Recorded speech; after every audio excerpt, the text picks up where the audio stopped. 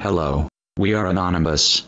In this videogram we approve Marc Headley's new book, Blown for Good. I'm not trying to attack the philosophy of Scientology. I think that people can believe whatever they want to believe in. That's their own business. But the thing that I wanted to highlight in the book were the activities of the organization and the things that happen that are either against the law or that just aren't right or, those types of things. Marc Headley spent 15 long years trapped, abused and enslaved at Scientology's desert compound, was mistreated by Scientology's esteemed chairman of the board, David Miscavige. I was walking through the manufacturing facility with David Miscavige, and I had made basically a smart aleck comment in response to one of his questions. Apparently, he had not had a good day already, and my comment was not well received, and he proceeded to unload on me. He punched me in the face at least 10 times. My glasses fell off. I think that was the moment right then when I realized that I could go no further down than this, to be beaten by the leader of my so-called church. What else could I do that could get me in a lower status than that? I decided that I would strike back. As soon as he saw that in my eyes, I was literally grabbed and escorted out of the building. Finally, Marc decided to make his escape. It's like an off-road bike, but it had a license, and I started to drive into the town, Hemet, from Gilman Hot Springs, and within 10 seconds of me pulling off from the Gold Base, I was being followed by the security personnel from Golden Era Productions, from the international headquarters. Golden Era Productions is what they call their company there? Yeah, that's the production facility that's located there. So I was being followed by these guys, and they're yelling out the window, pull over, you gotta come back, and I was basically just ignoring them, driving along, and they ran me off the road. They literally drove me off the road in an SUV, and I was on this motorcycle. And when that occurred, someone driving by called 911. There was an altercation on the side of the highway. They took the keys out of my motorcycle once it was crashed on the road. I got the key back, got back on the motorcycle, and the carburetor was messed up from the crash, and I could only go about 5 miles an hour. Anyway, I'm driving down the road. They just turned around and drove back the other way. Because they knew the cops were coming. Because I didn't know why, but they knew why. And sure enough, 10 seconds later,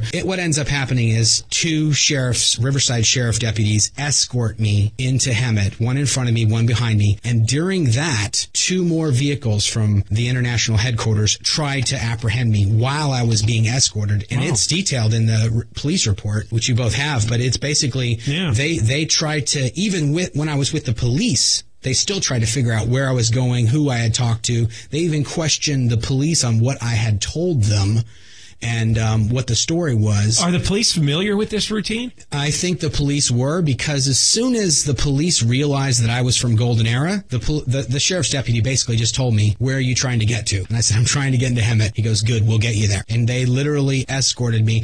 Since escaping in January 2005, Scientology has made repeated attempts to silence him. Other people, they do the normal stuff of anybody who was a Scientologist on my MySpace page were all called. Every single one of them was called and pulled into their local Church of Scientology and told to take me off their friends list from MySpace. It's like that kind of thing. And I'm like I don't even really care about that stuff. The Child Protection Services thing, that was just, to me, that was like, they always have to stick that, turn the knife a little bit more.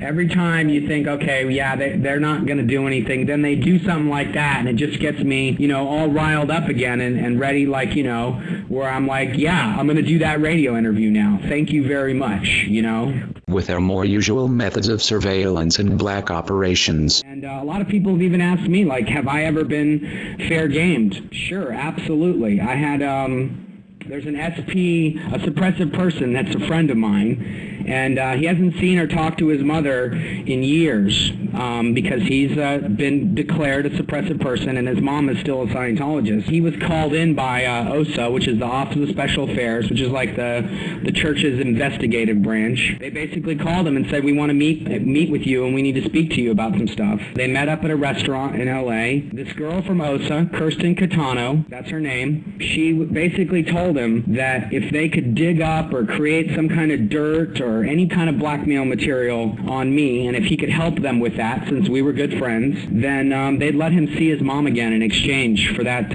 information or for that stuff. That's one instance. I mean, And Mark has taken a trip down memory lane and written his factual book from an insider's perspective. They check all the mail. If you mail something out, they check it. They can't talk on the phone. They can't get on the internet. These people have no way of interacting with society. This is at the ant base. At the other orgs, I don't know. That's a good question. I'm not so familiar with, what happens in London or what happens in Chicago.